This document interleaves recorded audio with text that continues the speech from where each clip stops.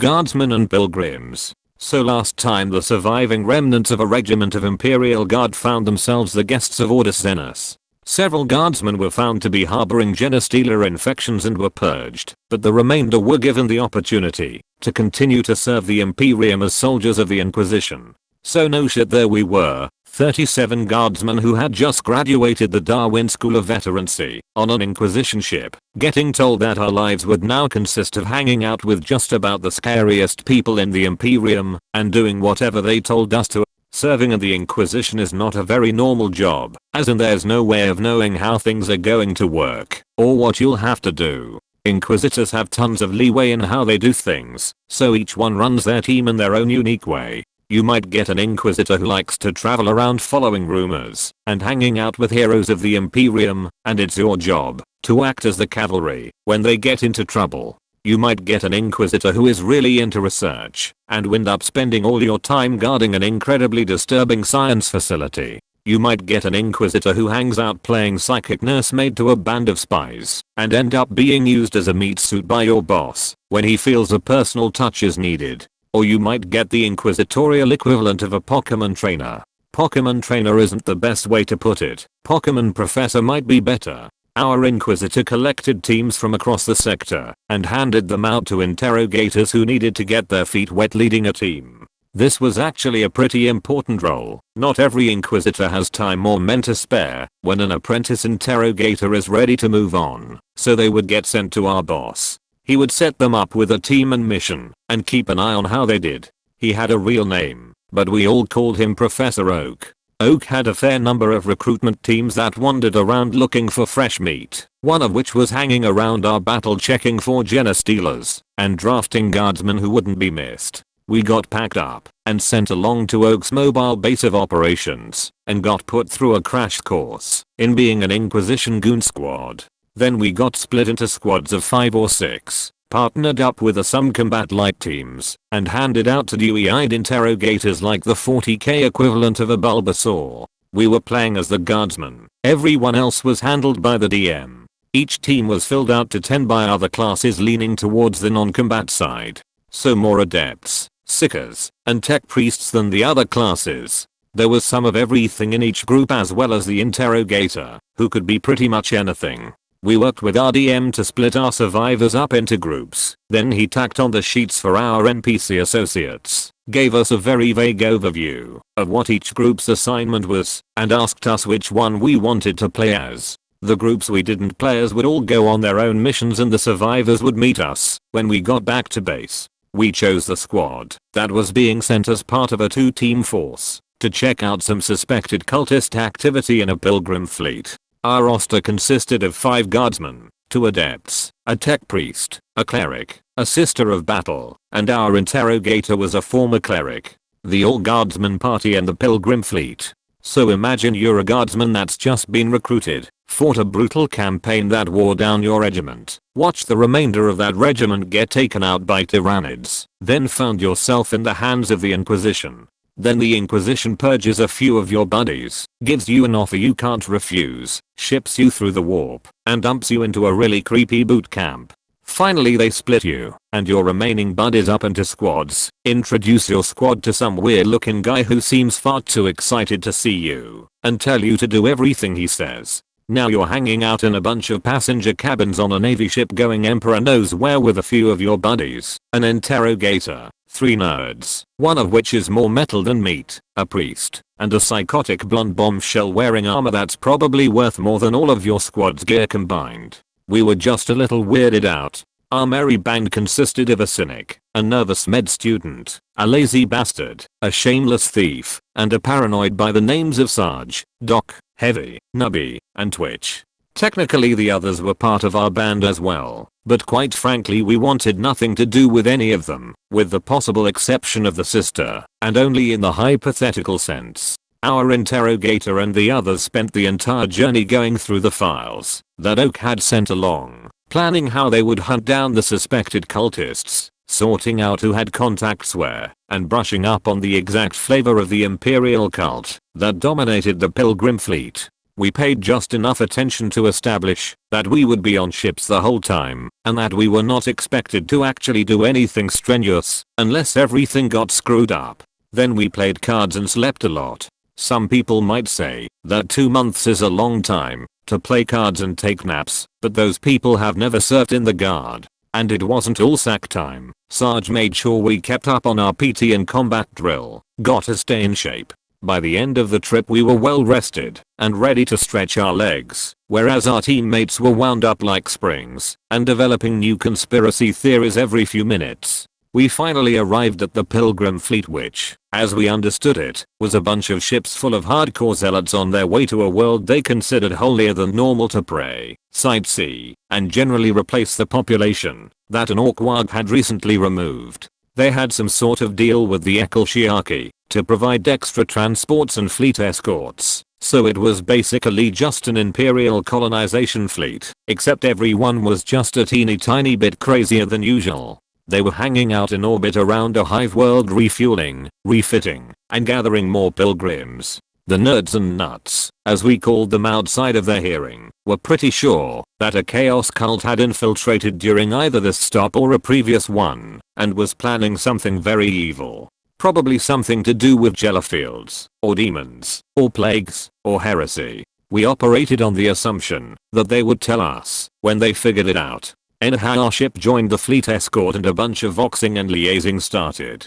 Our job was generally pretty simple. We were there to stand guard, look menacing, and always be ready to kick some ass. If the boss went somewhere official, we'd slap an equals badge on and flank him like good little goons. If the boss went somewhere unofficial, we'd leave the badge off and slouch a little. Truly, we were masters of disguise. Whenever the nerds and nuts took shuttle trips to look up leads or meet contacts, at least one of us would tag along to watch their back or be on hand in case of emergency. Except when the sister visited other sororities, we weren't invited on those trips for some reason. When we weren't on duty, we each had our own little pastimes. Sarge would worry about what insanity our superiors were planning, while Doc would read his beginner's guide to medicine and heavy slept. Nubby would wander around looking for small objects no one would miss. He did this while on duty too, and Twitch would obsessively craft tripwire traps and drink recaf. Twitch and Nubby didn't exactly endear themselves to the locals, but supply and perimeter defense are important parts of being a guard, so we didn't mind. Things were going pretty well for us. No one was shooting at us. The rations were good. It didn't rain on us when we stood guard, and no one outside of our team yelled at us to do stuff. Occasionally we'd have to make a show of force or beat the shit out of someone who tried to mug one of our nerds, but generally things were pretty quiet. The most excitement we had in those first few weeks was when our cleric got in a religious debate and Sarge had to pistol whip the other debater until he put down the flamer. Eventually they must have figured something out, because we all rebased to a single pilgrim ship and made ourselves the guests of the captain, while everyone else was running around saying things like the game is afoot and we almost have them, and I can practically smell them. Sarge had us gear up and get ready for everything to go ploin shaped. The cavalcade of screw-ups started with one of our nerds finding a chaos tome in a collection of holy relics and immediately deciding that it was his inquisitorial duty to find out exactly what flavor of soul-destroying evil it was by reading it. Unfortunately, Nubby was currently on babysitting duty and was not experienced enough to know that the correct response to someone doing this to hit them until they stopped being stupid. Instead he called for backup, which is a pretty good response in any case, while he kept the priest who owned the relic collection covered. By the time backup arrived, the adept was giggling and speaking backwards. Backup consisted of Heavy and Twitch, as well as, unfortunately, the other adept and the cogboy. The two sanish nerds decided the correct response here was to try and take the book away from the gibbering adept and started chasing him around the room. Since neither the adepts nor the tech priest were very athletic, the chase looked a lot more like a bunch of nerdy kids trying to play tag than Inquisition agents pursuing a heretical artifact. None of us felt comfortable taking the initiative here, so we all just covered the doors to make sure no one entered or exited and stood there watching the demented game of keep away. Then the gibbering adept finished the spell he had apparently been reciting, and a minor demon manifested. This galvanized us nicely and all three of us started pouring Lars fire into the thing before it could do anything.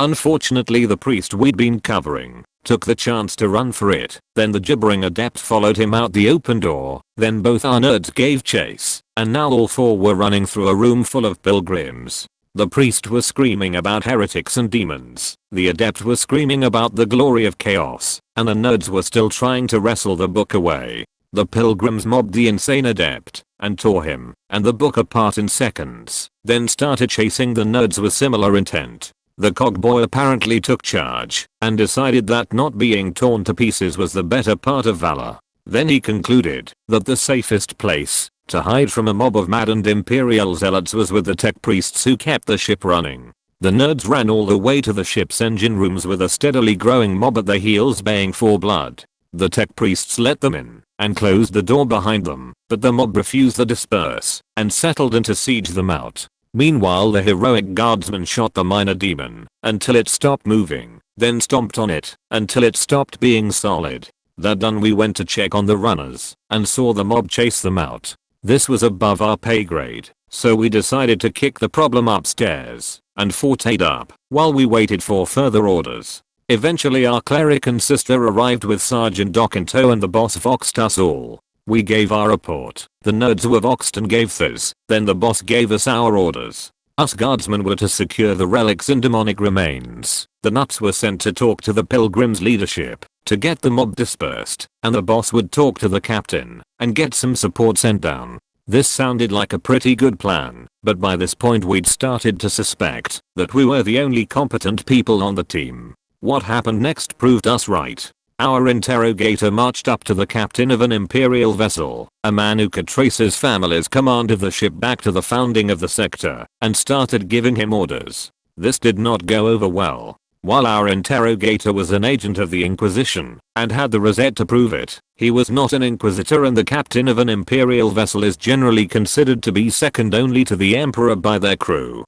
He managed to insult the captain in about 6 different ways in 3 sentences, which resulted in him getting his ass thrown in the brig until he remembered his manners. The captain then sent us a brief message instructing us to sort out any problems with the cargo without bothering him or his crew. While we were digesting this new development, the cleric and the sister got jumped by the cultists we'd been looking for. Luckily the sister and cleric were heavily armed, incredibly paranoid, and far more level-headed in an emergency than the nerds were. They fought a retreat to the Sororitas enclave that kept watch over this shipload of pilgrims and dug in. Unfortunately the only sisters in this enclave were hospitalers and some other non-combat orders, so while they could handle the bolter, they weren't suited to breaking out against the besieging cultists. To put it simply, they were stuck until help came, just like our adept and cogboy. It was down to us to pull everyone's asses out of the fire and take care of business before things got any worse. So no shit, there we were, a bunch of ordinary guardsmen on a spaceship full of crazy pilgrims and cultists. Our boss was in the brig until the captain was no longer pissed at him. Our nerds were trapped behind a mob that wanted to burn them as heretics. Our nuts were pinned down by a bunch of actual heretics, and it was our job to fix everything. Sarge took command of the situation and started going through the Imperial Guard NCO disaster response checklist. Step 1. Secure the perimeter. Step 2. Determine chain of command. Step 3. Call for backup if needed. Step 4. Establish contact with friendlies. Step 5. Combine forces with friendlies and repeat. Step 1 was already done. We had that perimeter locked down like nobody's business. There just wasn't anything we actually cared about inside of it. Step 2 was a bit trickier because we were still in vox contact with the nerds and nuts, and we didn't trust them to tie their shoes, much less lead an opus. We solved that problem by saying something about vox interference and reducing the pickup range on Arkham beds until we could selectively ignore them. Step 3 was accomplished by asking the cogboy to get his admech buddies to send out the contact code for the other interrogator team that was looking at the fleet. Step 4 was already done as well. We knew exactly where the friendlies were. There was just a bunch of armed cultists and an angry mob between us and them. All that was left was to get cracking on step 5. We decided that all things considered, the cleric and sister could use our help more and would provide more help in return. So we went for them first. Also they were holed up with a bunch of hot nurses as opposed to creepy machine men. Unfortunately we still had our orders not to let anyone touch the demon goo or look for evil books. We either had to split up, which was stupid, or wait for reinforcement, which wouldn't be coming for a while, or use our initiative. So we tossed an incendiary grenade into the room, and locked the doors, and went to go rescue some hot nurses. Unsurprisingly the cultists had set up an outer perimeter to keep out any reinforcement, so after we established where they were we fell back and started looking for other options. Nubby put forward the idea that the pilgrims seemed inclined to mob heretics, and these were definitely heretics, and why charge a fortified position when you can get someone else to do it for you. So Sarge found the nearest chapel and made a heroic speech about how the hot nuns needed our help and would probably be really grateful. Suddenly we had our very own mob of zealots. The attack went more or less perfectly. The mob charged in from 2 directions, and after the cultists started mowing them down we came in from a third. We cut into their flank like the pros we were, suppressing, advancing, and flushing like only a squad of guardsmen can. When we started to hit the cultists covering the sororitas enclave, the sister and the cleric saw their chance and pushed forward to meet us, crushing the last of the resistance. Unfortunately the second we rescued them the sister and cleric started giving orders. Command of the zealots was taken from us, and the entire mob was redirected towards the section of ship where the cultists came from. Perforce we tagged along, but none of us were exactly keen to be taking orders again, especially since the sister's plan seemed to consist of get em. So while the sister and the cleric led the mob straight into a well-prepared enemy position, we appointed ourselves as the hospital's guards. Our squad hung around at the rear of the charge and helped the Senna sisters pick up the wounded while we watched for flankers and waited for the shit to hit the fan. We fully expected the mob's suicidal rush to fail. A lightly armed force trying to press through a choke point into a fortified enemy position wasn't going to work, no matter how high their morale was. We weren't prepared for just how hard it failed though. The cultists had not only set up a very nice kill zone at the single entry point to their cargo bay, they had also set up all sorts of runes and circles in the kill zone. The wave of bodies attack resulted in a whole lot of people dying right on top of these runes, which immediately started glowing and doing warpy stuff. By the time the mob lost heart and started to retreat, the cargo bay was practically filled with lesser demons. We took the reverse in the flow of bodies as our cue to move forward and lay down some covering fire. Luckily the demons were equal opportunity warp monsters. They spent as much time attacking each other and the cultists as chasing down the last of our pilgrim mob and its 2 erstwhile leaders. Between the demons' lack of coordination and our covering fire, the 2 nutters managed to hobble most of the way back to our position. Most of us wanted to leave them there, but Doc sprinted out and dragged them the rest of the way to our lines and back to the hospitalers. Between the 2 of them, they had about 3 functional limbs and Doc spent the next few hours with the sisters patching them up. At this point Sarge reassumed command and decided that containment and waiting for reinforcement was the best of the available options. So we fell back around the corner, set up a barricade and heavy stubber, then settled in for the long haul. After a while the demons ran out of cultists to eat and started to poke their noses around the corner and were promptly shot in the face. This was old hat for us really. We could defend a barricade in our sleep, literally in Heavy's case, and after a few initial rushes the demons didn't really seem that keen on leaving their cargo bay. We all fell into our usual roles and routines from the guard. Twitch stared at the edge of the kill zone and fired whenever he thought something might be moving, while Heavy went to sleep sitting up with his eyes open and finger on the trigger. Behind the barricade Sarge went around yelling at people and worrying. Nubby went off to acquire supplies, and Doc made eyes at one of the hospitalers, while they were both elbow deep in the cleric's guts. After a few hours of light trench duty, which was actually quite nice all things considered, our backup arrived. The second interrogator's team, who had been doing Emperor knows what all this time, showed up at our barricade and Sarge explained the situation. Once again command was handed off, but luckily the new interrogator decided to leave Sarge in charge of the barricade while he went to talk with the captain and convince him not to just void our section of the ship. Our little troop had been reinforced to 10 guardsmen, 2 seekers, and another damned cleric, so Sarge decided it was time to be proactive. Sarge wasn't happy to have another cleric around and none of us wanted anything to do with the Tussikers, so the cleric was put in charge of keeping them as far away from us as possible.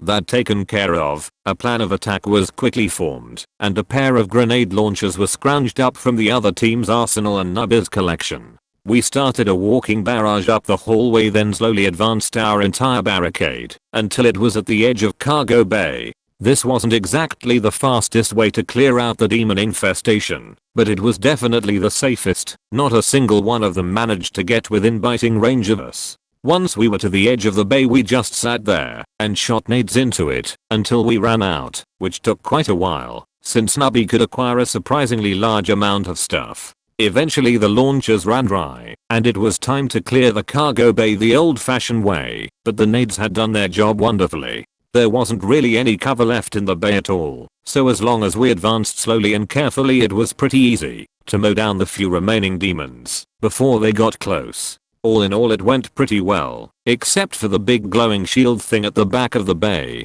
The shield was big and glowy and evil looking. We could sort of make out the remaining cultists inside of it doing cultisty things, but we had no desire to get close to it. Quite aside from its appearance, there were quite a few corpses near it that looked like they had been turned inside out. We scientifically examined the shield for a while, which is to say we shot it with every type of weapon we had sitting around, but nothing even dented it. Eventually we gave up, and Sarge voxed the replacement interrogator and the two adepts with him for advice. We got a long-winded explanation that included a lot of terms like ritual and tropic shield, and drawing power directly from the warp and energy-based demonic life form and attempt to psychically resonate with, then overwhelm the field, which boiled down go get the Seekers to poke at it. This was not the solution we were hoping for. We had all heard stories about Seekers, and had encountered a few chaos witches during one of our deployments, so none of us had any desire to be near our two Seekers when they attempted to crack open the shield. With the exception of Sarge, the cleric, and the other squad's leader, we all fell back as far as we could and got ready for a shitstorm. It didn't take long. Within a few seconds of the Seekers walking towards the shield and getting all glowy, everything went wrong. The first Seeker started screaming and was suddenly surrounded by a torrential downpour of blood. Then the second Seeker started growing wings and horns. We all promptly opened fire on the posse's Seeker and quickly reduced him to a thoroughly charred corpse, while Sarge decked the first Seeker and dragged him back to our barricade. Since one Seeker was unconscious and the other was a pile of smoking ashes, we decided that it was probably time to figure out our own solution to the problem. Our experiments had established that Lars fire and grenades didn't do much to the shield, but since we were guardsmen we felt sure that enough faith and firepower could solve anything. We set up positions around the shield and started continuously plinking Lars fire into it, because when you have a fusion reactor to recharge your cells from, you might as well lay down some indiscriminate suppressive fire. While we held the fort, Nubby and the cleric were sent to acquire as many explosives, holy artifacts, and priests as possible. While they were out scrounging, Twitch made a very good argument for setting up a blast shield. We voxed the cogboy and his buddies, who were still under siege, asked them to send down some servitors with big ol' metal shipping crates. Then we built a big ass wall around the shield. When the supply run was finished and the blast shield was in place, we more or less just dumped several wheelbarrows filled with holy symbols into the wild area, along with several barrels of promethium. We got a lot more of the stuff than we expected. It turns out that we are going to use it to blow up some heretics as a pretty persuasive argument. After that we got the priests to bless all the explosives we could scrounge. We weren't sure it would help, but it certainly wouldn't hurt, and it let them feel useful. We tossed the holy munitions into the blast area as well, and had Twitch set up the detonators. Then we got as far back as we could, started a 10-second timer on the explosives, and ran like hell. None of us were really sure if the holy shrapnel helped at all, but when we came back there was nothing left of the cultists and their shield, except a glowing puddle of molten metal and a series of dents in the walls that no amount of buffing would ever remove. At this point Sarge declared victory and we all went to get a snack, a nap, and a cup of recaf. After that was done with, we decided it was about time to retrieve the rest of our team and get the hell off the ship before anyone else tried to get us all killed. We secured the boss from the ship's brig by turning the cleanup investigation over to the second interrogator and promising to never bringing our boss back to the ship, ever. While he was escorted to the shuttle, we chatted with some of the priests who helped us make our giant holy hand grenade and got them to smooth things over well enough for us to get our adept and cogboy back. Finally we got our sister and cleric deposited in our shuttle's infirmary, where they would stay until we handed them off to Oak's doctors for a complete set of augmetics. Then we went out and got drunk. We enjoyed a night of drinking with our friends from the other team as well as a few of more helpful pilgrim priests and our surviving nerds. The high point of this was us all giving Doc shit for being hung up on one of the hospitalers, then hauling his drunk ass down to their enclave and getting him to declare his undying love for her and her dexterous hands and perfect stitching. We dragged him away before he could devolve into soppy poetry, piled into our shuttle, and called it a night. By the time we all woke back up, we were docked with another Navy transport and on our way back to the Ice Pokemon Center. The trip back was almost exactly the same as the trip out, except we hung out with the cogboy a little more, and Doc was kept busy. The tech priest had been damn handy working with the ship's admech and handling our communications, so we were promoted into the rank of cogbra, and he was welcome in our quarters. Doc had a pretty stressful trip. It was his job to keep the sister and cleric alive until they could be handed off to Oak's medical teams, but he never had proper medical training, just a crash course in field aid and meatball surgery. The ship's surgeons could have helped, but the interrogator refused to ask the captain for their help for some reason, so Doc cracked open his medical books and did the best he could. They lived. Mostly. When we finally got back to the Inquisitor ship, we immediately went out and found the other survivors from our regiment. We all swapped tales of incompetent superiors, insane teammates, horrific enemies, and intense boredom until word came down that our interrogator was being praised for his success and would be elevated to full Inquisitor. Everyone had a good laugh about this, and we joked about where he'd find himself imprisoned next, right up until we got word that he was looking for us with the intent to add our squad to his new retinue. We spent the next week or so hiding with the cogbra in the bowels of the ship, while all of our buddies made up wild and conflicting stories about our untimely death, reassignment to a penal legion, imprisonment by the Orders Hereticus, induction into the Astartes, and so on. Eventually he left along with the surviving adept, as well as the sister and cleric, both of whom had more metal in them than the average tech priest by this point. We all breathed a sigh of relief and returned to our regiment's little camp. After a few weeks of R&R, or as close as you can get on an Inquisition battleship, a runner came down and told us we were being assigned to a new team under interrogator such and such, and we were to report to our shuttle immediately. With a weary sigh we packed up our bags, or overloaded wheelbarrow in Nubby's case, and headed out to our transport. When we got to the shuttle, the pilot helpfully informed us that the interrogator, his 2 assistants, and his 3 sickers were already aboard.